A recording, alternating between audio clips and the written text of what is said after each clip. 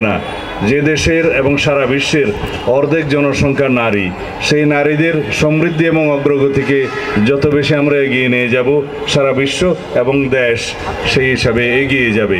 এবং এটা আমাদের অবশ্যই কর্তব্য। এখানে কোনো বৈষম্যের কোনো স্বীকৃতি আমরা কখনোই দেব না। বাংলাদেশ জাতীয়তাবাদী দলের প্রতিষ্ঠাতা শহীদ রাষ্ট্রপতি জিয়াউর রহমান তার প্রথম সরকারের ভূমিকার মধ্যেই আপনারা অবশ্যই বুঝতে পারেন যে নারী ও শিশু মন্ত্রণালয় প্রতিষ্ঠা এবং পরবর্তীতে দেশনেত্রী বেগম খালেদা জিয়া এদেশের নারী শিক্ষার উন্নয়নের জন্য অবৈতনিক নারী শিক্ষা করে গিয়েছিলেন মাধ্যমিক এবং উচ্চ মাধ্যমিক পর্যায় পর্যন্ত।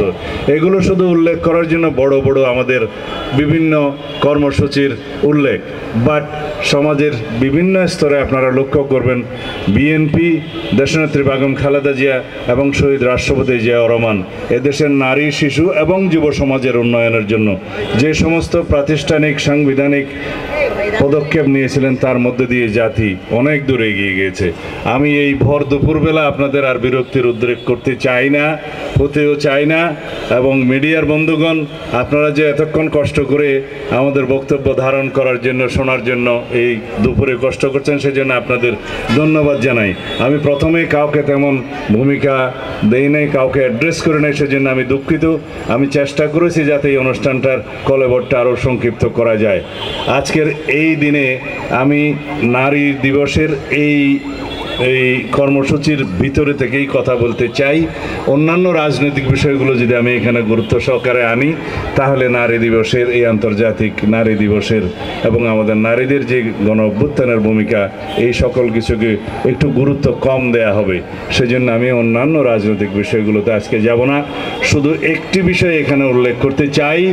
বর্তমানে বাংলাদেশে নারী এবং শিশুদের প্রতি সহিংসতা, নিপীড়ন যে পরিমাণে বৃদ্ধি পাচ্ছে, সেটা অনেক উদ্বেগজনক। আমরা এর তীব্র নিন্দা এবং প্রতিবাদ জানিয়েছি দলীয়ভাবে, নিজে আমি ব্যক্তিগতভাবে আজকে জানাই। অবশ্যই এই সরকারকে এই সমস্ত কিছু খুব কঠোর হস্তে দমন করতে হবে। বাংলাদেশের এই নারী নির্যাতন এবং শিশু নির্যাতনের যেই উদ্বেগজনক হার বাড়ছে, সেটা যদি আমরা এখনই রুদ্ধ করে না দিতে পারি, তাহলে দেশের ভাবমূর্তি দেশে এবং বিদেশে ক্ষুণ্ণ হবে।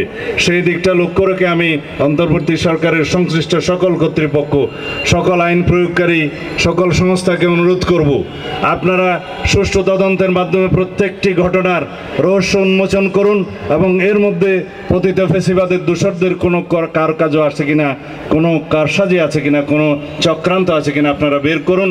বাংলাদেশের পরিস্থিতি যাতে আর কোনোভাবে অস্থিতিশীল না হতে পারে এবং বাংলাদেশের ভাবমূর্তি যাতে দেশ এবং বিদেশে আর ক্ষুণ্ণ না হয়, সেই দিকটা আপনারা লক্ষ্য রাখুন।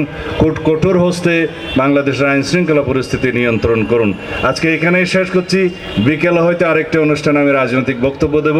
বন্ধুগণ, আপনাদের সকলকে ধন্যবাদ।